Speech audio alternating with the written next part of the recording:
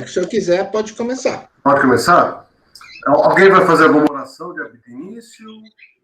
Vamos fazer com o senhor, né? Vamos retornar o senhor com a oração. Então tá bom.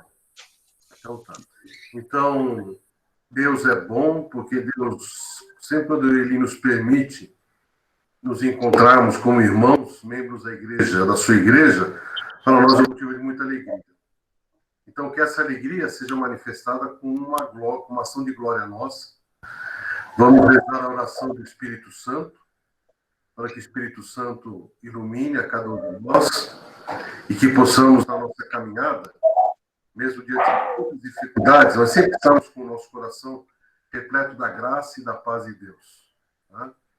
Então, que essa nossa caminhada seja uma caminhada abençoada e que o Espírito Santo nos faça mais presentes e mais vivos junto à sua palavra, que é uma palavra de amor e de compromisso.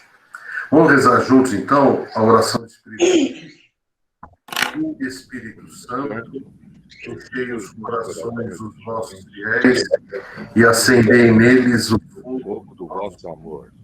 Enviai o vosso Espírito e renovareis a face da terra.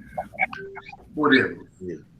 Ó Deus, que instruísse os corações dos vossos fiéis com a luz do Espírito Santo, fazei que apreciemos retamente todas as coisas segundo o mesmo Espírito, e gozemos sempre da sua consolação, por Cristo Senhor nosso. Amém. Em nome do Pai, do Filho e do Espírito Santo. Amém. Muito bem, gente. Então, com alegria eu estou aqui de novo com vocês, né? Lá no início do ano, né, quando o Nilson aí, representando todos vocês aí, organizou o encontro, nós dividimos em 4 mestres, 4 professores, cada um deles abordando o Evangelho. Né? No Evangelho de João, seria o professor Mário Apone, mas o Mário Apone teve uns compromissos, né, Nilson? E ele não pôde dar. Então, o Nilson falou assim... Exatamente. Isso. Então, o Nilson falou assim, você poderia trabalhar? Eu falei, claro, com maior alegria. Trabalhar o Evangelho de João é uma graça, uma alegria, e, ao mesmo tempo, é um grande desafio. Tá? Então, eu queria compartilhar com vocês, no dia de hoje e nos próximos sábados, então, um percurso sobre o Evangelho de João. Tá?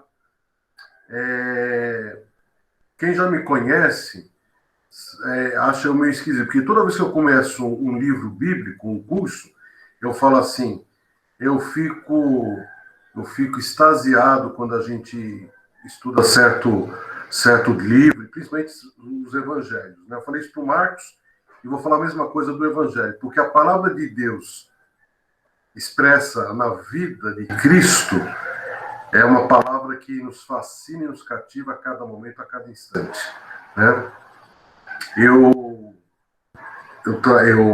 frequentei a escola de teologia para leigos na nossa região há mais de 32 anos, quando começou lá atrás. Eu era um jovem, queria conhecer melhor a palavra, e de lá para cá nunca parei de estudar.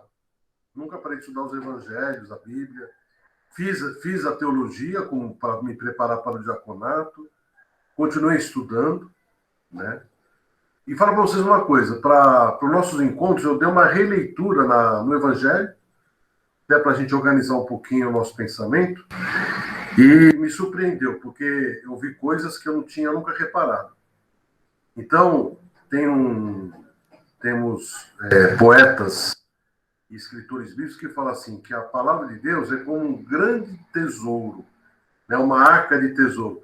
Só que é uma arca que não se esgota por si só, mas ela abre uma porta para um tesouro insondável. Você retira coisas dessa arca, e quando mais se retira, mais coisas aparecem. Então, eu falo para vocês que nós vamos completar a nossa jornada na Terra, nessa jornada histórica nossa, sem ter um esgotamento dessa palavra. Sem esgotarmos a palavra de Deus. Isso é muito bom, né? Porque aquilo, quando a gente chama assim, que o Evangelho é palavra viva, Isso que significa vida, porque vida é algo que não se esgota, porque vida vem de Deus. E a palavra de Deus é uma palavra viva, tá? A palavra de Deus é uma palavra viva. Então eu fiquei muito surpreso quando o Espírito Santo me mostra e volta os meus olhos para que a gente possa ver coisas que talvez nunca tenha sido, eu tenha lido já centenas de vezes, mas ao ler me chamou a atenção novamente de uma forma especial. Eu compartilhei com vocês ontem no grupo uma proposta de aula. Vocês viram? Não sei se chegaram a ver, né? Aquilo ali é muito mais um roteiro para mim do que para vocês mesmos, tá? Porque a gente fica falando coisa acaba se perdendo, né?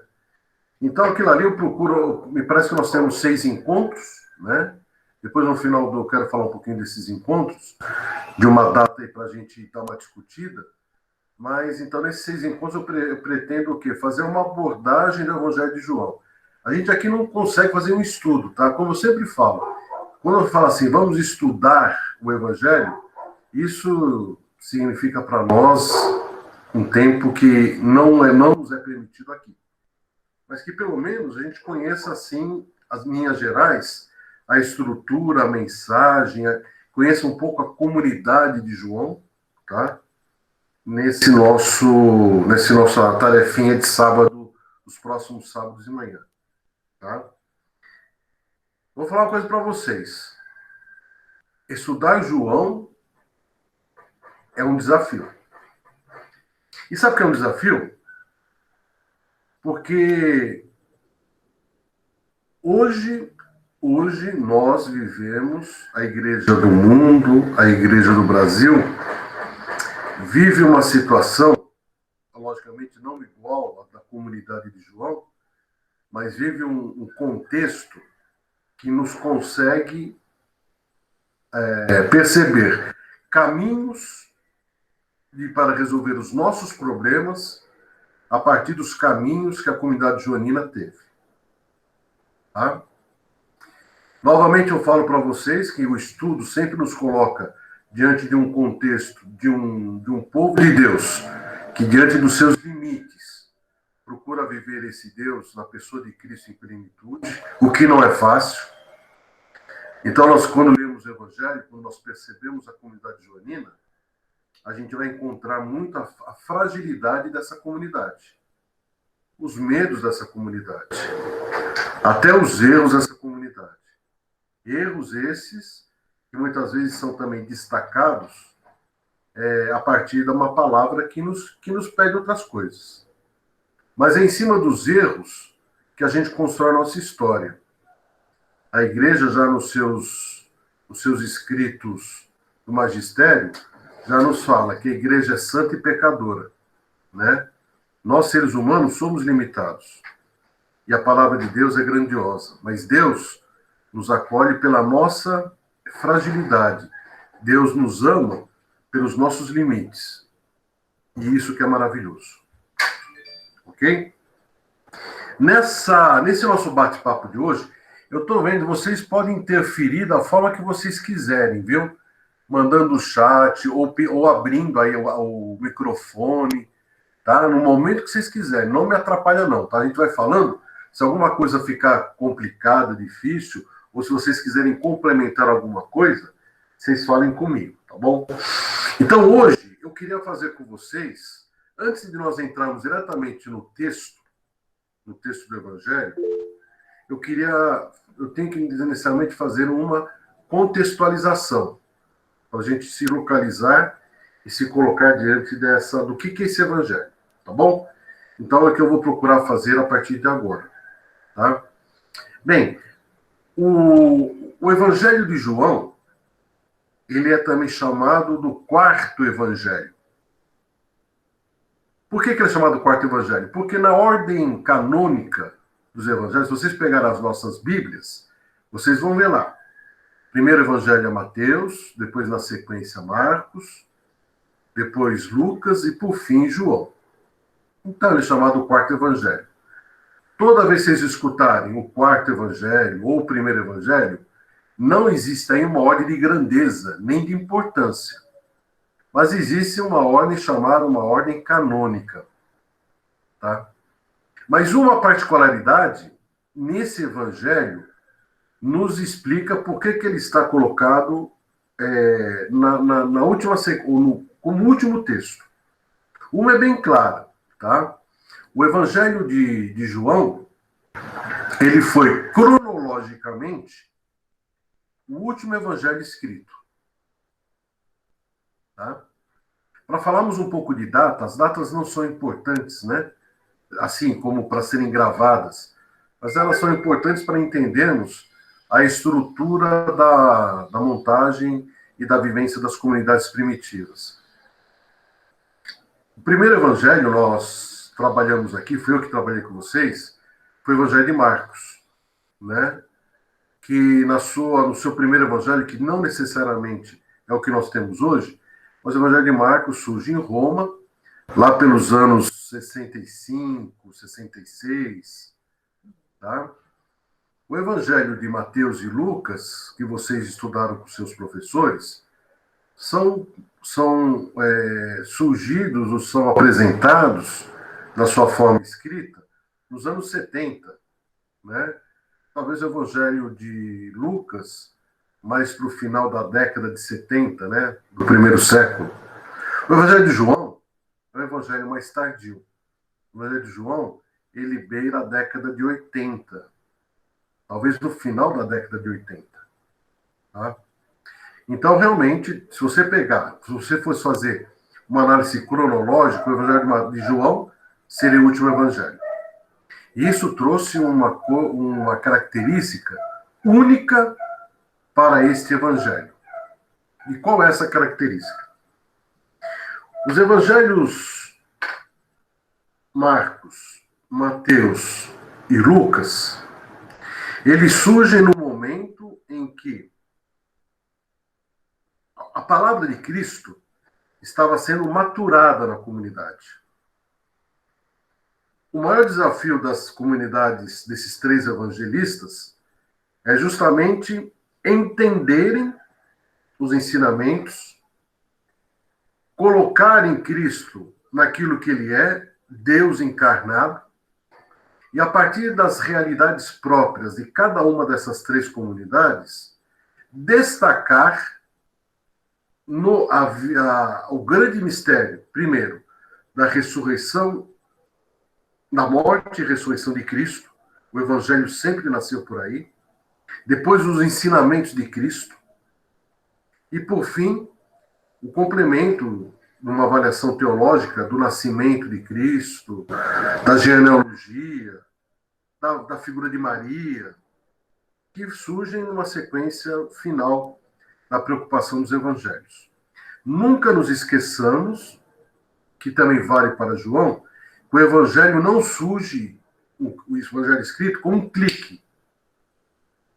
Ninguém sentou diante do computador ou da máquina datilográfica, que nem existia, e muito menos no papel e caneta, também que não existia, mas eles começaram a ser escritos num processo. Antes da palavra escrita, antes do evangelho escrito, o evangelho era vivido. Isso na realidade dos 4 evangelistas. Mas quando eu olho Mateus, Marcos e Lucas, nós percebemos que eles têm uma fonte comum. Nós trabalhamos isso aqui, ou comentamos aqui um pouquinho em sala, aqui nesse nosso bate-papo. Estão lembrados? Uma fonte que a gente não sabe qual que é, uma fonte QL, representada com a letra Q, e que deu origem que deu substrato muito para que esses evangelhos entrassem no processo redacional, escrito. Tá? Então, quando nós falamos do evangelho, nós falamos do evangelho vivido, oralmente transmitido, e depois de um processo escrito. Então, quando eu falo assim, as comunidades de Marcos, de Lucas e de Mateus, eu tenho que necessariamente não olhar a década em que eles foram escritos, mas olhar o tempo em que a comunidade começou a surgir. Tá? E as comunidades começaram a surgir quando Jesus volta para o céu ao lado do Pai e ele fala, agora a missão é com vocês. A partir daí, começou um processo de formação das comunidades. Mas quando nós olhamos os 3 evangelistas que vocês já viram, eles têm esses elementos comuns que os identificam e que também os que os separam. Elementos. Então a gente fez aquele trabalhinho, aquele pensamento. Olha, essa passagem nós temos nos 3 evangelhos, essa passagem nós temos em 2, essa só temos nesse. São escritos de forma diferente, às vezes com a mensagem é a mesma, mas as palavras são diferentes. Nós temos todo esse estudo, ou essa percepção com vocês aqui. Quando nós pegamos o Evangelho de João, a gente não consegue colocar o Evangelho de João nesse esquema. Não consegue. Em outras palavras, pouquíssimas coisas em João estão presentes nos outros evangelhos. Por isso, que quando vocês forem estudar teologia, eu espero que um dia isso aconteça, vocês vão estudar nos estudos acadêmicos, vocês vão estudar uma matéria chamada Evangelhos Sinóticos, são os 3 evangelhos, e uma outra matéria chamada Literatura Joanina, quando vocês vão estudar o Evangelho de João, e com mais algumas coisas que já vou falar para vocês. Nós não conseguimos fazer o estudo de João colocando em paralelo como fizemos, ou podemos fazer, no estudo dos 3 evangelistas. Então, essa é uma primeira grande característica que dá essa identidade própria a João. Mas isso apenas na sua contextualização formativa. Mas entrando no Evangelho de João, vão perceber que, primeiro, a comunidade de João é uma comunidade também que esse texto escrito e que nos chegou, ele é fruto também de uma longa caminhada da comunidade, assim como foram para os outros.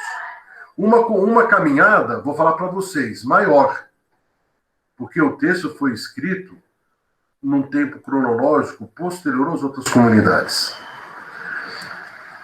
Essa comunidade possui algumas particularidades que eu vou trabalhar, que eu vou falar para vocês hoje. Essas particularidades trouxeram ou marcaram esse evangelho como um evangelho muito mais. E aqui eu tenho medo de usar essas palavras, mas eu vou usar para que vocês entendam. Ele é um evangelho muito mais espiritualizado. Vamos já depois trabalhar esse termo melhor, o que significa isso, do que um evangelho, também outra palavra perigosa, mas tem que falar, e muito menos um evangelho histórico, muito menos um evangelho parabólico. Eu não sei se eu consegui dar os termos não estão legais, mas até hoje eu não consegui inventar termos melhores. Mas vou explicar para vocês. Por que é um tema mais espiritualizado?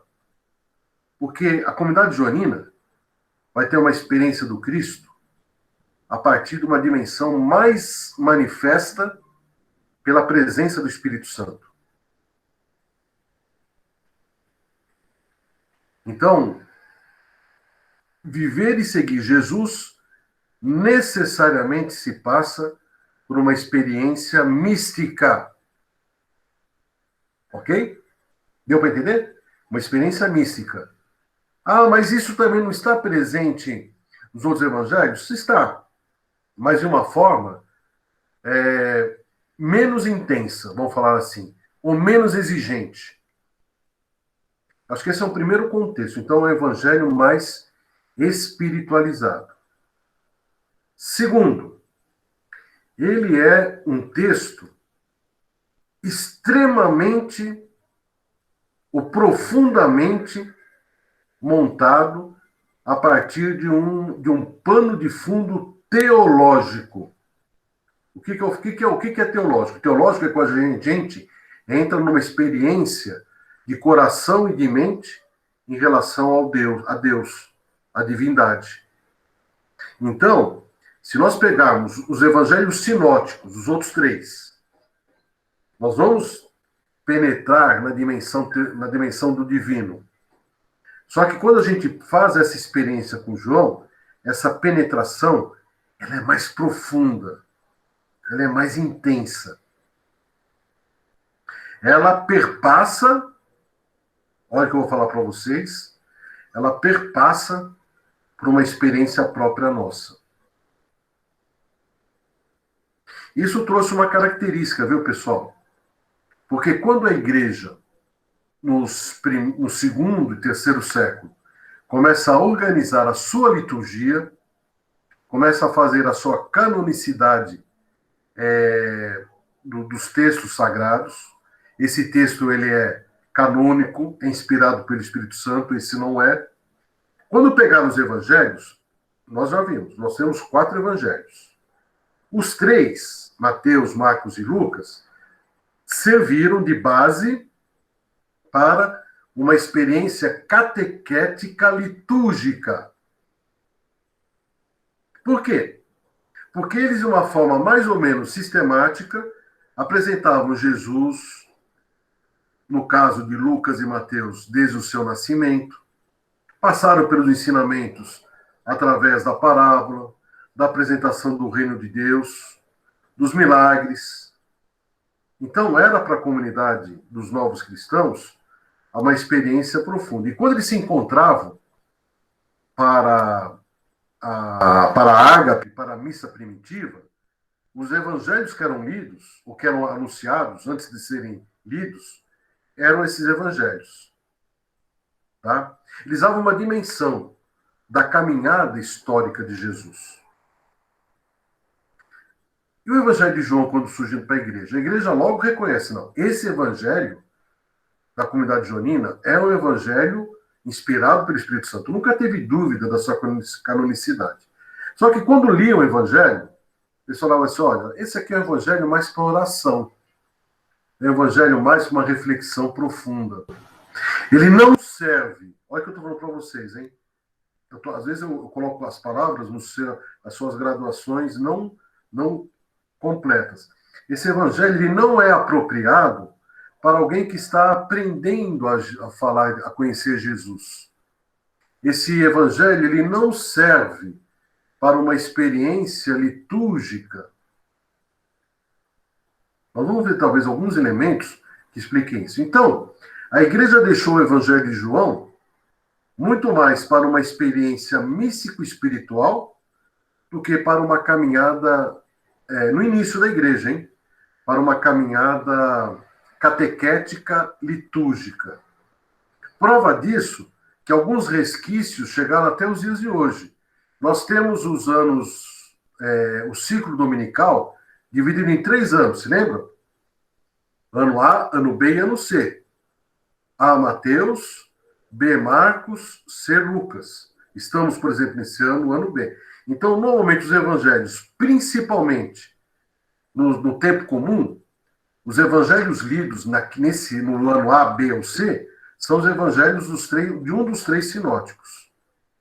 O evangelho de João ficou até fora dessa estrutura da liturgia da palavra. Mas, com o tempo, a igreja vai percebendo a riqueza e a profundidade e o grande alcance que essa experiência evangélica daria para a comunidade. Então, hoje, na estrutura da liturgia da palavra da igreja, dentro do rito romano e de alguns outros ritos latinos, o Evangelho de João ele está presente principalmente nas grandes festividades, nas grandes festas. Tá? Então ele está presente, não com um ano próprio, mas preenchendo de forma muito rica aquilo que a liturgia é.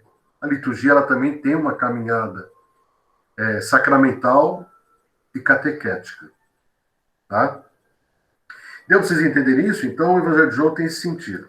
Então, necessariamente, as ferramentas que a gente utiliza para estudar o Evangelho de João não serão as mesmas dos sinóticos. Nós vamos fazer outras ferramentas que nos ajudem a entender.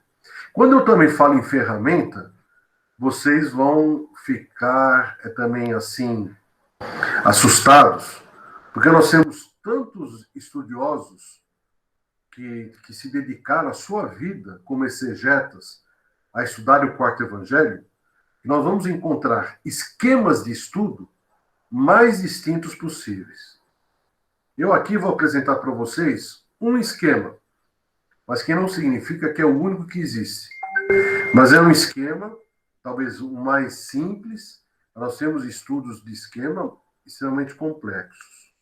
E já que eu falei de pessoas que estudam, né, nós temos uma bibliografia vasta dentro da literatura joanina. Mas até antes de falar um pouco da bibliografia ou dos textos de estudo, eu também não vou falar muito para vocês, mas nós temos, quando nós estudamos o Evangelho de João, eu falei para vocês, nós na teologia estudamos uma matéria chamada literatura joanina. Por quê? Porque nós estudamos a comunidade joanina e que produziu não somente o Evangelho, mas produziu outros textos. Quais foram os outros textos produzidos?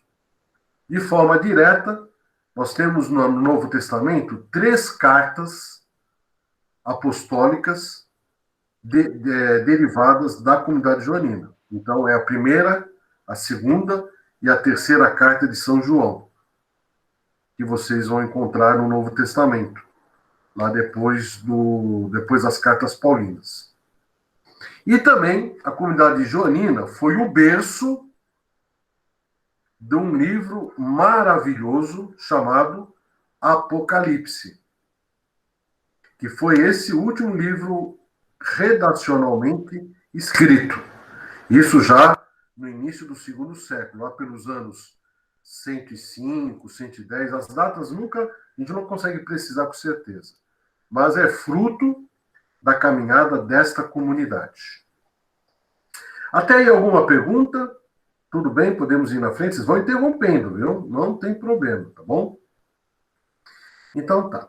Então nós temos... Oi, alguém abriu o microfone. A Helena, você vai... Helena está com o microfone aberto. Quer dizer alguma pergunta, Helena? Tenha liberdade, viu? Tá bom? Vamos lá. Bem, vamos falar um pouquinho daquilo que nós chamamos o Evangelho segundo João, São João. E aqui nós vamos entrar naquela questão que vocês já viram quando estudaram os outros evangelistas. É tradição antiga de colocarmos o nome dos textos bíblicos, e também não somente texto bíblico, de outros textos, o nome de pessoas. Tá? Então, a primeira coisa, assim, foi São João que escreveu esse texto? Aí eu vou entrar num pensamento com vocês. Esse texto, repito, ele não foi produzido assim, num clique. Ele é fruto de um processo. Então, dificilmente, qualquer um dos evangelhos, e principalmente o de João, tenha sido escrito por uma pessoa, que tenha sido João, por exemplo. Tá? O que hoje existe quase que um consenso entre os estudiosos, tem alguns que defendem, viu, gente? Vocês podem pegar algum livro que vai escrever lá. Quem escreveu o quarto evangelho foi o apóstolo João. Tá?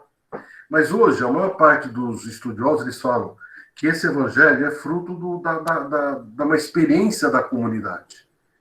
Comunidade esta, aí sim, isso também é um consenso. Comunidade essa que teve a sua inspiração, ou que teve a presença nela, de João, do apóstolo.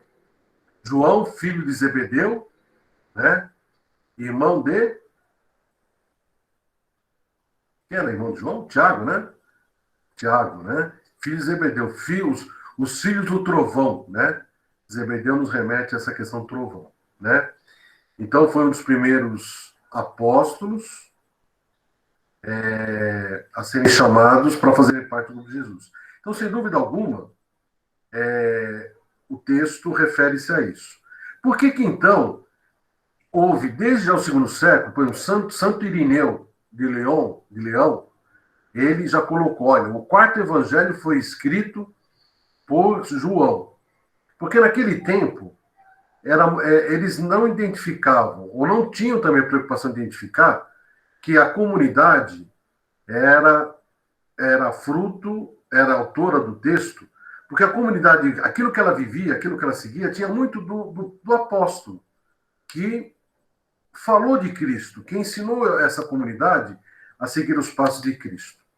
Tá? Mas, sem dúvida alguma, a gente não consegue falar de um autor, mas da comunidade como aquela que expressa o evangelho, porque o evangelho é isso, o evangelho é vida, o evangelho é experiência, que é compartilhada com todos.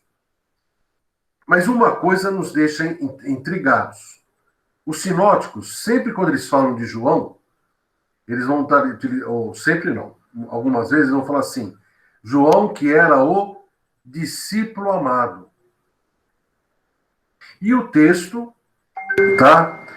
Quase, o Evangelho de João quase não vai falar dos apóstolos. Tá? Aliás, eu vou até adiantar já para vocês. O Evangelho de João não vai citar, senão, exceto por 2 vezes, vai citar a palavra apóstolo. Mas ele sempre vai chamar de discípulos. E aí tem uma coisa importante também. Vocês vão ver depois na sequência das próximas semanas. Tá? Então, a figura dos apóstolos, ela não está presente nesse contexto, mas está presente a palavra discípulo. Discípulo é repetida por diversas vezes.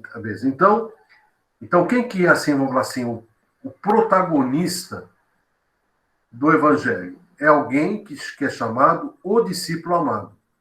O texto nenhuma vez vai falar no nome João, mas vai falar sempre o discípulo amado. Nós vamos ver, viu? Isso é muito bonito no texto, onde o discípulo amado aparece. Tá? Então, a questão da autoria do texto fica bem claro, tá? Que é a comunidade que tem, a partir da sua experiência, originada pela presença de João como aquele que caminhou por muito tempo na comunidade. Tá? Muito tempo na comunidade. Pensando no ponto de vista prático, João poderia ter escrito o texto, vamos pensar assim numa figura mais assim, de que alguns autores ainda, alguns estudiosos defendem, poucos, mas defendem. Seria talvez um pouco difícil. Eu falei para vocês que esse texto foi escrito nos anos 80. Ou seja, depois de quase 50 anos do evento de Cristo que ascende aos céus, que ressuscita e que ascende aos céus. Quantos anos que o discípulo amado, que João, teria quando Jesus foi crucificado? Vamos colocar uma idade bem assim, 18 anos? Vamos falar, 18 anos. 18 anos para mais 50, quando o texto foi surgido, nós estamos falando de um discípulo, de um personagem que teria 68 anos, 70 anos. Tá? Poderia alguém ter essa idade? Poderia. Mas era raro. Eu já falei para vocês, a expectativa de vida na época de Jesus era em torno de 45 anos, não mais do que isso. Tá? Quem passava dos 45 anos já era chamado já de idoso e de velho. Mas isso é apenas para a gente fazer um pouco essa reflexão na perspectiva cronológica. Tá bom? Não é importante também. O que é importante é que nós temos um evangelho maravilhoso. Tá? Bem, quando eu falo no discípulo amado, nós temos no texto 4 referências diretas a esse discípulo amado. Quais são essas? Primeiro, na última ceia, que vocês vão ver que é um texto evangélico diferente dos outros. Nós vamos trabalhar esse texto. Mas na última ceia, o discípulo amado está presente e é citado nominalmente. Segunda passagem, aos pés da cruz, junto com Maria. Se lembra dessa passagem? Filho, eis tua mãe, mãe, eis o teu filho. É o discípulo amado. Terceira citação concreta da presença do discípulo amado, no relato da ressurreição avisado por Maria Madalena. Estão lembrados? Pedro e o discípulo amado correm e o discípulo amado chega primeiro do que Pedro. Ele viu e acreditou. E por fim, já no epílogo, que nós também vamos ver na última aula, no último encontro, no Mar da Galileia, quando ele é o primeiro a reconhecer o Senhor ressuscitado. Então, vocês estão percebendo que o discípulo amado, ele se apresenta nos momentos da manifestação do mistério da despedida, da morte, da ressurreição e da missão. Estão percebendo? Ó?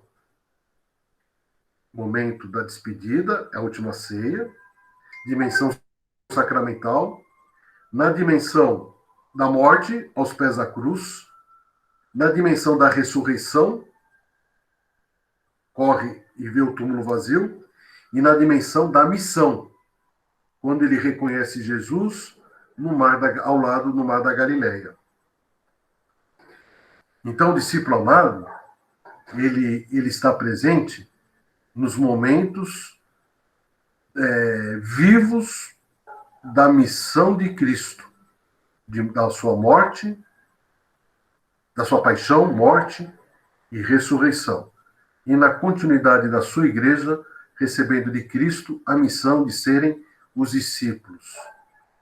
Então, a qualificação desse discípulo, que é chamado discípulo amado, também tem uma característica. O que esse texto fala? Qual que é a única exigência para que alguém seja discípulo de Cristo? Muito bem, essa mesma, Marivone acertou. Mesmo sem ter escutado. Amar. É a única exigência. Ou seja, para você viver Jesus, para você sentir Jesus, para você seguir Jesus, para você experimentar o Jesus ressuscitado, é necessário única e exclusivamente o amor. Por isso que esse evangelho também, muitas vezes, ele é chamado o evangelho do amor. E isso traz consequências profundas e específicas para essa comunidade. Nós vamos ver isso, tá? De uma forma muito clara. Tá bom? Mais um pouquinho. Nós vimos, então, o tempo, quem escreveu o texto, que foi a comunidade do discípulo amado. Como é que era essa comunidade? Onde estava essa comunidade? Então, aí também nós temos também estudos que nos aproximam e que não nos definem com exatidão. Mas algumas coisas hoje também são consenso. Como eu falei para vocês, com certeza, depois da ascensão de Jesus, os apóstolos, né, seguiram as suas missões. Nós temos registros bem fundados da caminhada de alguns deles para os locais do tempo passado, né? O Papa Emérito Bento XVI, ele fez nos seus textos bacanas, se vocês puderem um dia terem acesso, seria importante. Ele fala sobre os apóstolos, sobre o destino de cada um dos apóstolos. Ele fala, né, onde a tradição da igreja e os textos falam a missão que esses apóstolos fizeram, que estiveram presentes. Por exemplo, Felipe conta a tradição que ele foi para o norte da África. Tá? Dentro dessa perspectiva, João, filho de Zebedeu, ele fundou a sua comunidade em Jerusalém, ele era de Jerusalém, mas depois, com a perseguição dos judeus, vamos ver isso depois com mais calma, ele ficou um tempo com a sua comunidade, agora se espantem, na Samaria. Vocês se lembram que os samaritanos, eles são inimigos dos judeus. E ele foi fazer um trabalho, isso é uma coisa hoje cada vez mais consistente, tá? Vou fazer o trabalho do anúncio do evangelho com os seus seguidores por um grande tempo na Samaria. Depois, com o tempo, ele foi para a região próximo a Éfeso. E aí nós vamos encontrar algumas referências depois nas cartas de Paulo, poucas, mas principalmente no Apocalipse, que Éfeso, comunidade fundada por Paulo, passou a ser um grande centro cristológico. Tá? Então, provavelmente ali, João teve uma ação evangélica de anúncio muito grande. Paulo, com certeza, aproveitou e teve essa herança recebida do apóstolo na região que ele foi falar de Cristo. Tá? Mas isso é uma coisa meio controversa, não vou entrar nessa questão aí. Mas o que é importante é que Éfeso ele era um tipo assim de uma capital regional.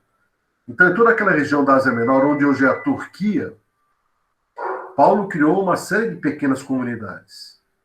Algumas ele criou, outras ele mandou discípulos ou companheiros dele para criar. E conta a tradição que o evangelista João, ele acabou morrendo na ilha de Patmos. Já ouviram falar? A ilha de Patmos fica justamente próxima num dos mares ali do Mediterrâneo, acho que é o Mar Jônico, agora não me lembro qual mar que é, mas ali, naquele complexo do Mar Mediterrâneo, numa ilha onde até hoje temos uma igreja antiquíssima, datada do 3º século, 4º século, que ali fala aqui João está enterrado. Tá? Ou seja, então nós podemos mais ou menos imaginar, pelos estudos, pelos relatos, que o discípulo amado saiu de Jerusalém, passou pela Samaria, esteve com os samaritanos, e chegando na sua missão de evangelizar e anunciar, até a região da Ásia Menor, em torno lá de Éfeso, indo depois até a ilha de Patmos, onde conta a tradição que ali ele morreu, e temos a igreja de São João, lá na ilha de Patmos, a igreja antiquíssima. Tá?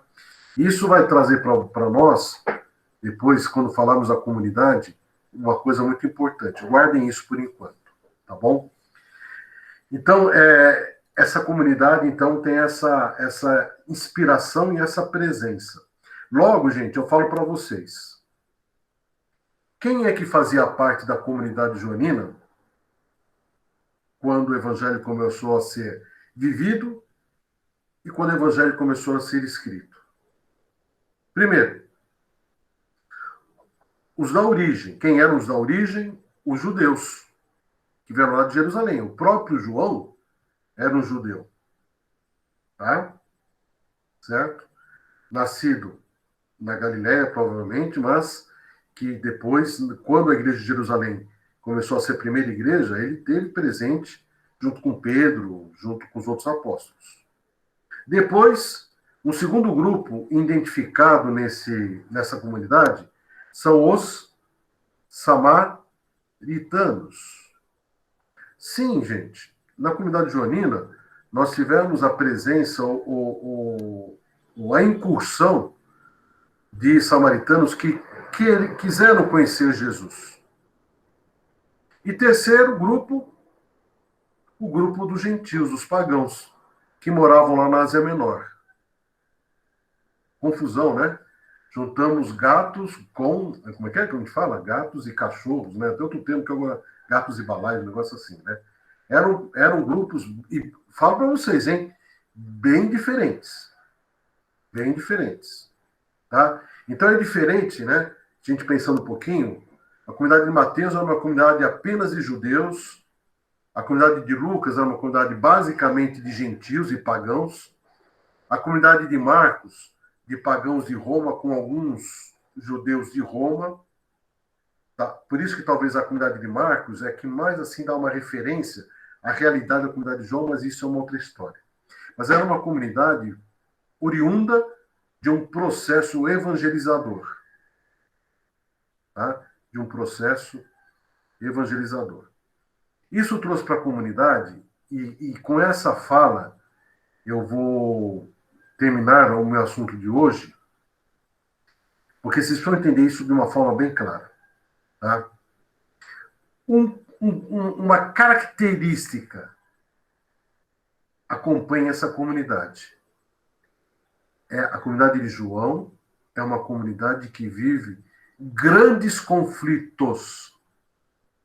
Vou repetir para vocês.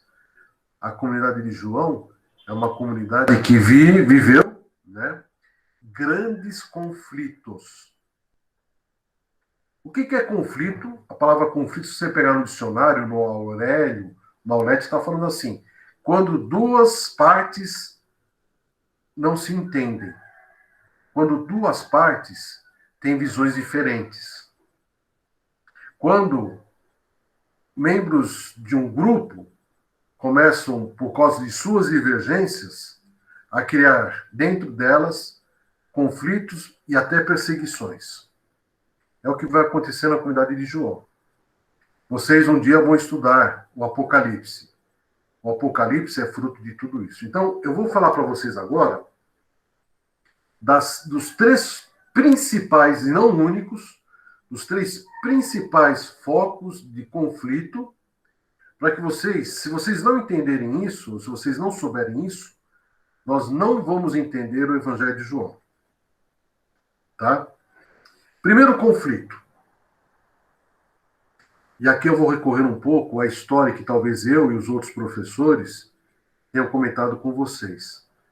Vocês se lembram? As primeiras comunidades de cristãs, ainda lá em Jerusalém, depois em Antioquia, tem Antioquia como segunda, e nas cidades da Palestina e da Galiléia, eram formados por quem? Por judeus. Estão lembrados disso? Judeus. Os judeus, a igreja cristã, que nem tinha esse nome, era a igreja dos judeus, que viviam o judaísmo, mas que começavam a viver e a entender e a aplicar os ensinamentos de Cristo, que é o seu evangelho. Então, nos primeiros 20, talvez até 30 anos, não existia um rompimento entre a igreja judaica e os seguidores de Cristo. É lógico que muitos judeus não queriam nem saber de Cristo, achavam ele um louco, um blasfemo, mas muitos judeus foram a origem da igreja cristã. Isso fica muito claro quando nós lemos os Atos dos Apóstolos, não é isso? Tá? A igreja oficial de Jerusalém, ela logicamente não apoiava, mas ela também, assim, o judeu que se reunia nessa nova igreja, vamos falar assim, eles criticavam, eles condenavam, mas eles não tinham uma postura, assim, agressiva nos primeiros anos da igreja de Cristo. Não tinham, tá? É lógico que o judaísmo caminhava nessa estrutura, e quando eu falo a igreja judaica, eu estou falando na igreja, na sua estrutura, dos sacerdotes, pelos saduceus e fariseus.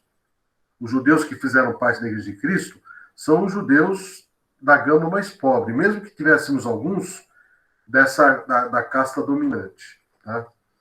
Teve um fato que vai determinar uma mudança nessa realidade.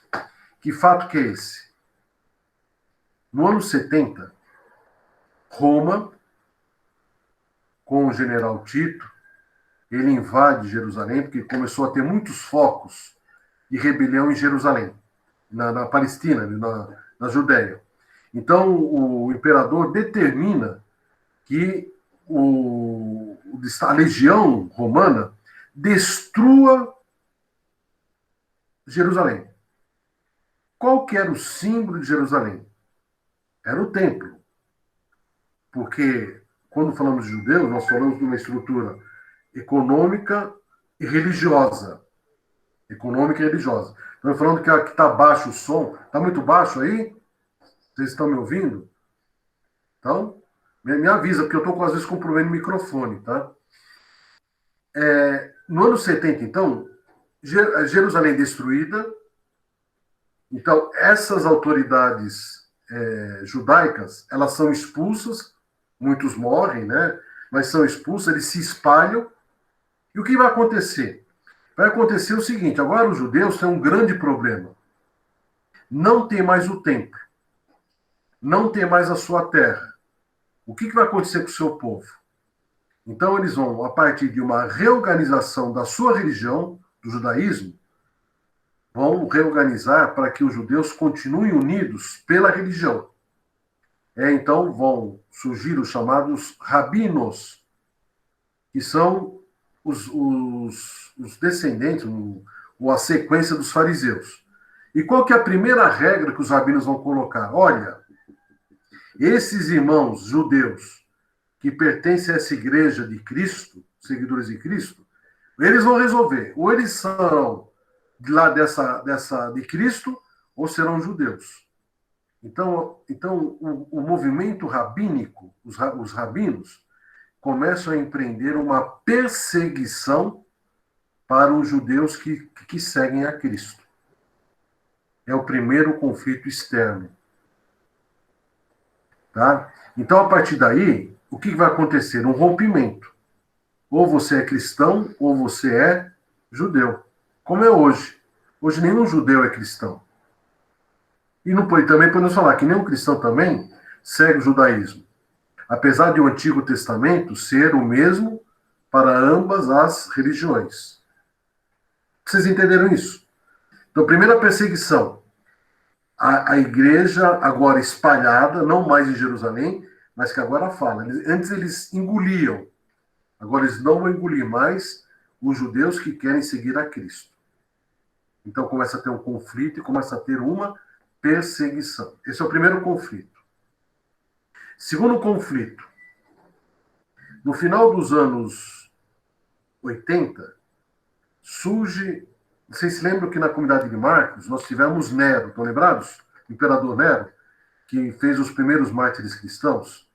Quando Nero morre, Roma incendiada, Nero joga a culpa para os cristãos, aí nós vamos ter Vespasiano, mais 4, 5 imperadores, que, diante dos seus problemas, eles esquecem os cristãos.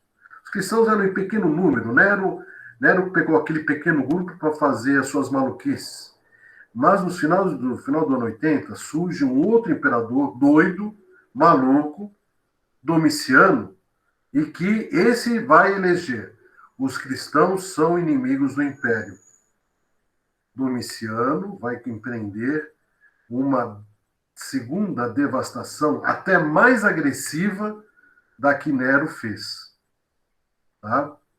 Então, nós vamos ter, então, grandes martírios, grandes perseguições, e a igreja cristã passa a ser, em todo o império, se lembra que lá em Roma, a igreja vivia já no ostracismo. Agora, em todo o império, inclusive em Éfeso, inclusive na Grécia, a igreja cristã é uma igreja perseguida. É uma igreja não oficial. Então, é o segundo perseguição. Primeiro dos judeus e agora dos romanos. Que atacam, que destroem, querem acabar com essa igreja. Temos um terceiro conflito. E esse é um conflito tão agressivo, não no sentido de uma perseguição externa, mas tão devastador como as outras duas, que é um conflito interno.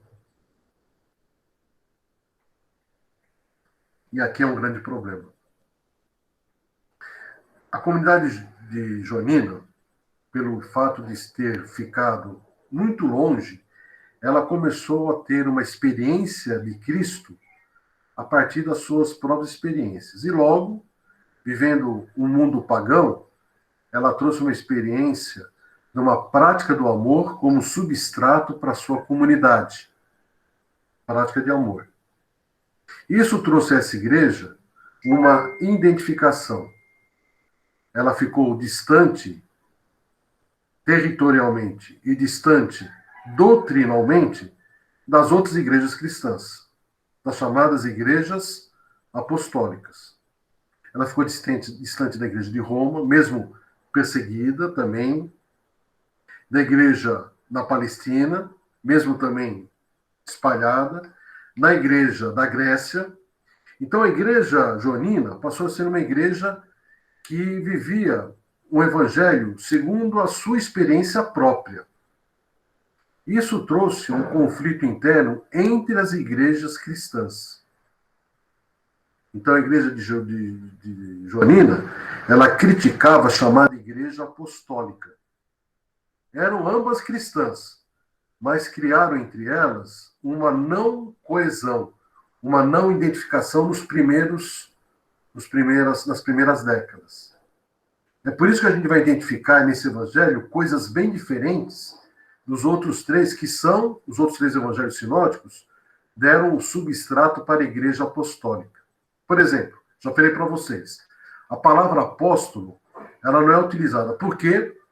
Porque a palavra discípulo, para a experiência joanina, ela é muito mais adequada. Nós somos discípulos. O que é ser discípulo? Discípulo é ser como mestre. Né? E o que é apóstolo? Apóstolo é ser portadora da palavra do mestre. Tem uma diferença grande, viu, gente? Tem uma diferença muito grande. Então, olha o que eu vou falar para vocês. A igreja joanina, ela não segue, ou ela refuta no primeiro momento, a herança apostólica. Isso é uma coisa meio complicada, hein? Não estou falando aqui quem está certo e quem está errado. Tá? Então, essa é uma primeira dimensão, que é uma primeira realidade que encontramos no texto. Tá? Segunda realidade, por ter essa experiência própria do discipulado, da prática do amor, seguir o Cristo, ou entender o Cristo, perpassa por coisas próprias da comunidade. Então, por exemplo, não existe para a comunidade os milagres de Jesus, no contexto sinótico. O que existe são sinais que Jesus mostra para nos levar para uma vivência plena do amor que está fundada na ação de Cristo. Cristo morreu por amor, Cristo se encarnou por amor, Cristo morreu por amor, Cristo ressuscitou por amor. O amor basta. Por isso que todo o restante, ele não é importante. Então não é uma igreja que vive em torno dos milagres. Não é uma igreja que vive em torno das parábolas. Porque a parábola, o que a parábola é? A parábola é uma linguagem feita por Cristo para explicar o que é o amor de Deus. Mas se essa comunidade tem já o compromisso de vivência no amor, as parábolas são desnecessárias. Nós quase não encontramos parábolas no Evangelho de João. Tá? E muitas outras diferenças que a gente vai falando conforme a gente vai trabalhando os textos. Tá? Quer ver uma outra grande diferença? A igreja apostólica, nenhuma delas, pelo menos que nos tenha chegado, teve na sua pertença samaritanos. A igreja joanina tinha presença de samaritanos. Por isso que o Evangelho de João é o único que fala da samaritana. Estão lembrados? Da samaritana? Né?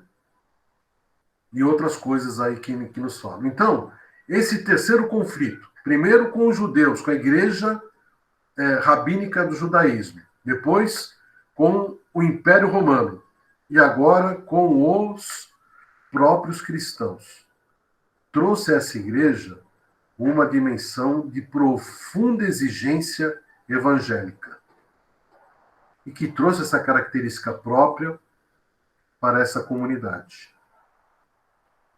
Olha o que eu vou falar para vocês agora. Fruto disso, já no primeiro século, começa a surgir na igreja cristã, ainda perseguida, ainda não oficial, né, por parte do Império, um montão de gente começava a falar o seguinte: olha, eu vou falar uma coisa, para mim Cristo ensinou muitas coisas boas, mas para mim Cristo é só homem, ele não é Deus. Outros falavam assim, não, Cristo é somente Deus, ele não é homem. Então, quando ele morreu na cruz, ele não sentiu dor nenhuma, porque ele é Deus. Outros falavam assim, não, Jesus é, na verdade, um anjo de Deus. Ele não é Deus. Nós damos o nome a essas interpretações particulares de heresias. O que é uma heresia? Heresia é uma afirmação que fundamenta, teoricamente, a fé de alguém, mas que não passa pela verdade revelada. Aqui eu vou falar para vocês. Onde vocês acham que as heresias penetraram com mais força? Na Igreja Apostólica ou na Igreja Joanina? Na Igreja Joanina. Porque a vivência, eles não tinham uma tradição apostólica. Eles tinham apenas uma prática, eles queriam viver uma prática. Tá? Nós vamos ver isso depois com mais detalhes. Então, a heresia passou a ser, para a Igreja Joanina, um problema interno. Passou a ser um grande problema. Quando vocês estudarem as cartas de João, as cartas de João vão falar isso. Aqueles que falam verdadeiras mentiras dentro da nossa igreja. Tá? Mas só para deixar vocês mais tranquilos, a igreja do Apocalipse, que é a igreja joanina, ela consegue expurgar. E a igreja joanina, com a igreja apostólica, elas no final do século, na primeira década do século II, anos 110, 115, elas se aproximam, tá? E aí que elas vão se encontrar e vão perceber a riqueza de uma e a riqueza de outra. Tá? Quer ver uma outra grande diferença? Onde vocês acham que surgiram a hierarquia da igreja? Bispos, presbíteros e diáconos. Surgiu na igreja apostólica ou na igreja joanina? Surgiu na igreja apostólica. Porque na igreja joanina, o discípulo é aquele que ama. Não é necessário você ter uma hierarquia na comunidade.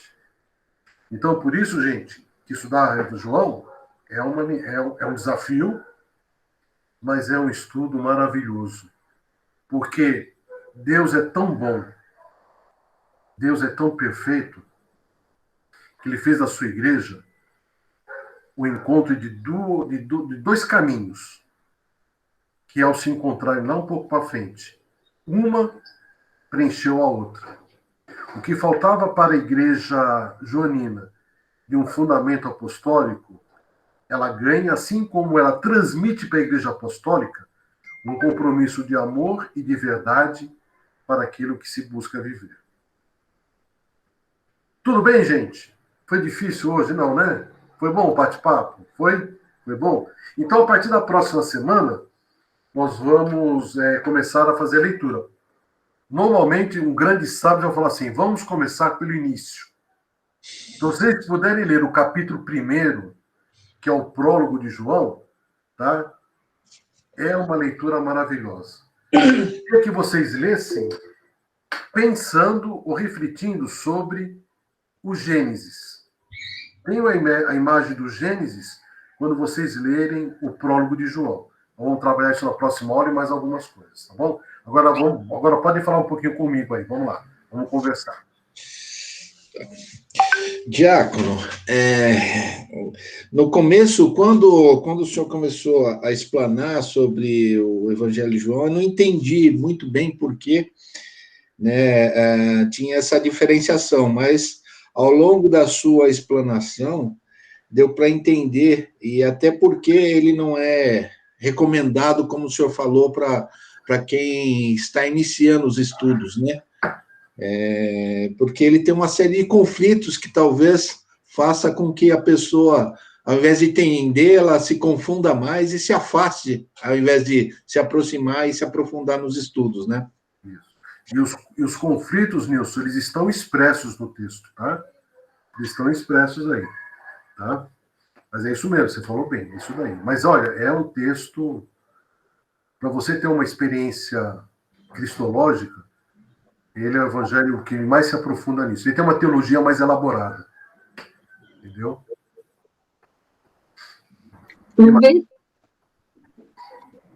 Talvez a comunidade criou um outro roteiro, uma outra maneira diferente dos outros, né, professor? Porque os outros evangelhos tratam do reino de Deus de um caminho único, até em um tempo menor. O de João, a gente vê que tem um vai e vem entre os lugares, aí que inclui a Samaria, porque num primeiro momento isso não fica claro para a gente, para nós leigos. E o senhor afirmar isso, para mim, é rico, porque a gente entendeu, mas ficou com medo de ter entendido isso, né? Sim, Mas sim. a Samaria fez parte desse contexto da comunidade, né? E assim, o saber que o Evangelho de João trata especificamente de Jesus, de Jesus, com a relação dele com o Pai, que não tem parábolas, tem sinais, é muito rico. Eu gostei muito. Por isso que a gente vai entender, viu, Marivone, pessoal, aquela experiência daquela grande oração sacerdotal. Eu e o Pai somos um. Assim como eu amo o Pai e o Pai me ama, assim eu amo vocês, e vocês me amando, vocês amam o Pai, porque eu e o Pai somos um. Gente, somente uma profunda teologia e uma prática de amor, nenhum sinótico poderia chegar, logicamente, no seu contexto de caminhada, de chegar nessa conceituação teológica. A teologia joanina é uma teologia extremamente profunda e que para nós hoje é fundamental. E por que eu falei para vocês também que de início esse evangelho para nós hoje é muito importante? Porque hoje nós vivemos na igreja conflitos. Conflitos externos e conflitos internos. Quem sabe a experiência joanina possa ser um grande vigor para uma igreja que não pode viver em conflitos e encontre os seus caminhos e as suas alternativas. Mas isso a gente vai tentar refletir nas próximas semanas aí, tá bom? Muito obrigada, professor. O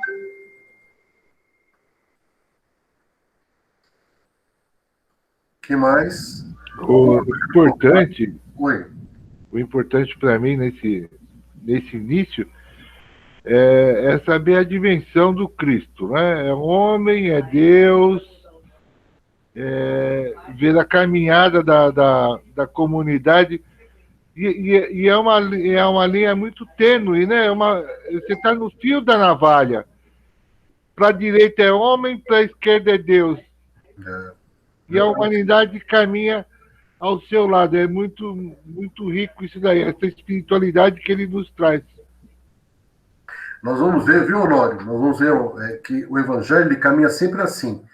Ele tem uma tendência de chegar na dimensão de Cristo como na sua espiritualidade pura, que né? Ele é Espírito, é o Espírito Santo, né? É a Trindade, né? Mas quando o texto mostra isso, logo ele vem para a experiência humana, que é outra coisa maravilhosa e bonita e bela. Entendeu? Então é um texto que trabalha nos limites, como você falou, trabalha nos limites, mas para chegar numa conclusão, como podemos viver esse Cristo? Que é realidade, que a gente sente e que a gente precisa anunciar. Gente, é uma coisa maravilhosa. Nossa, estudar João deixa a gente...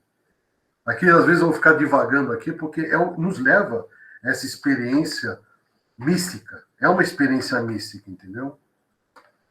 Nós somos sortudos, professor. O senhor veio para dar esse evangelho para nós. Muito obrigada, viu? Mas vocês vão ver que o texto tem tem chaves de leitura, tem os números, o número 7, mas vamos ver isso aí tudo com calma aí, dentro do possível do tempo, tá? Bem, alguém mais queria ter alguma pergunta? Que só queria falar uma coisa antes da gente se despedir. Eu espero que eu tenha atendido um pouquinho a expectativa de vocês, né? Eu sei que muitas pessoas depois assistem a gravação, né? Agora eu não sei, tá? Se alguém tiver alguma dúvida, que dúvidas vão surgir, tá? Aí pode mandar, talvez, no grupo alguma pergunta, a gente vai respondendo conforme, tá bom? Aí o Nilson organiza essa parte aí. O Nilson é o nosso organizador aí, e vai também me ensinando como é que a gente vive esse novo tempo. Eu posso falar... Eu posso falar duas coisas, depois se vocês tiverem mais algo, a gente acrescenta aí. Duas coisas. Ô, Nilson, você colocou naquele calendário que nós montamos, o dia 10 de julho não teria encontro nosso. Por que não teríamos? Só para mim ter uma ideia. Bom, pelo cronograma inicial, o professor Mário ele tinha um compromisso.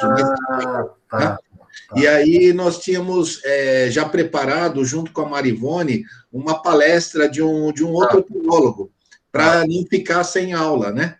E aí foi por isso que a gente fez. Mas, se for necessário, a gente remaneja as datas. Se você já marcar, não tem problema. A única coisa que eu também não sei também se haverá problema. No dia 31 de julho, eu vou estar em retiro com os diáconos. Só que o nosso retiro também vai ser assim, virtual. Eu não sei, porque ainda não foi montado o horário, tá bom? Porque nós vamos ter, assim, palestras e depois um tempo de reflexão. Eu vou verificar, talvez, tá? Não é certeza ainda, o dia 31 de julho, que é o nosso último encontro, eu possa ter um conflito de horário. Mas se eu tiver, a gente vai... A hora que eu tiver já uma definição, a gente pensa numa alternativa, talvez num outro horário. Ou seja, a gente pensa, tá bom? Era somente isso daí. Mas deixa o dia 10, vocês já organizaram já para vocês aí, tá bom? Uma segunda coisa também que eu queria falar para vocês é um convite. Eu até também estou fazendo parte, nós estamos reestruturando a Escola de Teologia para Leigos da região Santana, que nesse semestre vai ser virtual. Para esse semestre, nós vamos ter os grupos trabalhando 2 temas, que no caso de vocês também nunca tiveram, que é espiritualidade e liturgia sacramental. Liturgia sacramental. Então, eu vou já deixando o convite. Quem puder participar, seria muito bom, tá? Porque vai ser de terça-feira, tá?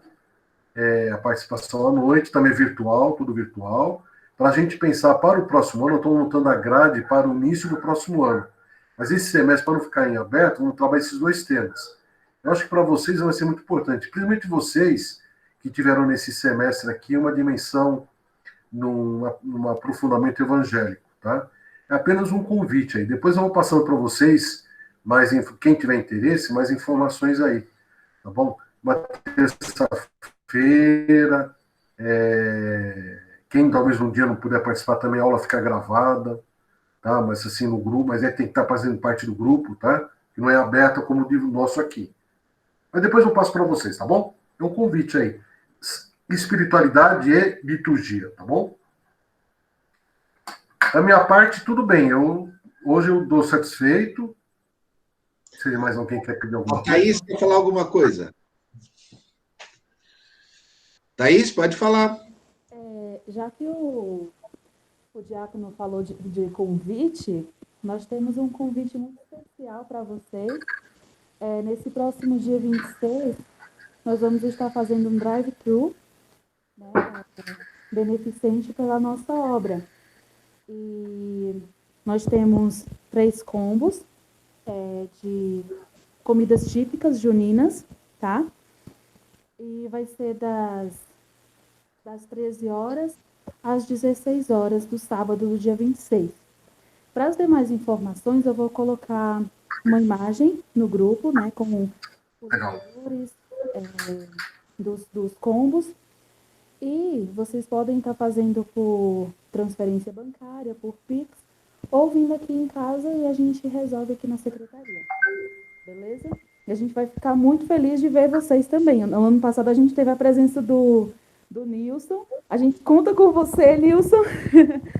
E com você e com os demais também, tá? Aí daqui a pouco eu vou colocar no grupo a imagem com as informações. O endereço, tudo certinho. Grata, gente. Olá, Thaís. Obrigado pelo convite. Pessoal, na próxima semana, então, se vocês puderem, não é obrigado, tá? Mas se vocês puderem ler o capítulo 1 de João, a gente consegue fazer um aprofundamento muito bom aí, tá bom? Ficou o convite aí para vocês aí. Não conseguiu ler, não tem problema também, tá bom? Ok. Marco, alguma coisa, Marco? Tem algum... Marco Antônio? Isso. Não, eu cheguei um pouquinho atrasado hoje, não cumprimentei na entrada. Mas eu tive esse mesmo curso com o diácono Márcio, lá na Escola de Teologia, né? E estou só reforçando e me atualizando para não perder o Que fio bom, da meada. que bom. Mas você vai ver coisas que você não viu lá, viu, Marco? Eu te garanto, viu? Que bom. Eu vou dar um novo enfoque em algumas coisas novas aí, tá bom? Tá bom, por isso que eu estou aqui. Legal. E a sua esposa tá bem? Tá bem, ela está aqui cuidando de alguma coisinha. Mas ela estava acompanhando também. Manda um abração para ela, tá bom? Será dado. Muito obrigado e a vocês todos. Obrigado. Vamos partir para a bênção ao final, então, diácono? Vamos. Que a gente possa, então, receber de Deus, então, sempre a alegria de sermos seus filhos amados. O amor é o que nos motiva. O amor é a base e o fundamento da prática da justiça, da prática da fraternidade, da prática da misericórdia. Sem amor, não conseguimos chegar nessas dimensões divinas. Tá? Deus é fonte de amor. Então, que isso fique gravado no coração da gente. E a gente se amando verdadeiramente uns com os outros, aí sim, nós seremos uma igreja evangelizadora, missionária, uma igreja que transforma o mundo. Sem o amor, são apenas discursos vazios e que não nos faz chegar a lugar nenhum. Tá? Vamos então pedir para que sejamos verdadeiros receptáculos do amor divino, para que esse amor esteja presente em todo mundo. O Senhor esteja convosco. Ele está no meio de nós. Nossa. E por intercessão de São José, patrono da igreja, por intercessão de Maria Santíssima, nossa mãe protetora, desça sobre todos vós, sobre vossas famílias, a bênção do Deus Todo-Poderoso, o Pai, o Filho e o Espírito Santo. Amém. Um abraço, gente. Até semana que vem, tá bom? Até lá. Tchau, tchau. Obrigado, pessoal. Obrigado, diácono. Bom fim de semana para todos. Tchau, tchau. Tchau, gente. Obrigado, hein? Obrigada. Tchau, gente. Obrigado. Tchau. Tchau, Janicleide. Esse não, viu? Cadê a Jane Cleide? Eu não vi a Jane Cleide. Tá escondidinha ali, ó. Tá cozinhando, meu Deus. Tenha misericórdia. Tchau, pessoal. Deus abençoe. Boa semana a todos. Bom final de semana. Tchau, Nilson. Obrigadão, hein? Abraço. Nada. Encerrar a gravação. Pronto.